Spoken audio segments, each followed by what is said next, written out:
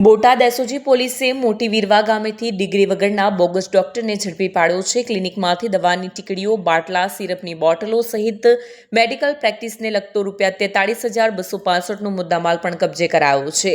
બોટાદ જિલ્લાના નવનિયુક્ત પોલીસ વડા આઈપીએસ ધર્મેન્દ્ર શર્માની સૂચના અને ડીવાયએસપી મહર્ષિ રાવલના માર્ગદર્શન હેઠળ Botad SOG PI MG Jadeja, PSI AM Raval, ASI Jayeshbhai Dhandhal, Rajeshbhai Vidani, Yuvrajsinh Parmar અને ગાયત્રીબેન જોશી સહિતની ટીમે પેટ્રોલિંગ દરમિયાન બાતમીના આધારે બોટાદ જિલ્લાના મોટી વીરવા ગામે ડિગ્રી વગર ક્લિનિક ચલાવતા લોકોના આરોગ્ય સાથે ચેડા કરતા બોગસ ડોક્ટરને ઝડપી પાડ્યો છે.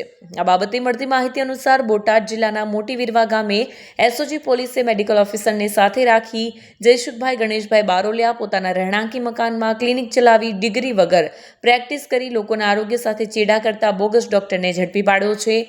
પોલીસે ક્લિનિકમાં તપાસ કરતા તેમાંથી દવાની ટીકડીઓ, બાટલા, સિરપની બોટલો અને અન્ય મેડિકલ પ્રેક્ટિસને લગતો સામાન મળી આવ્યો હતો.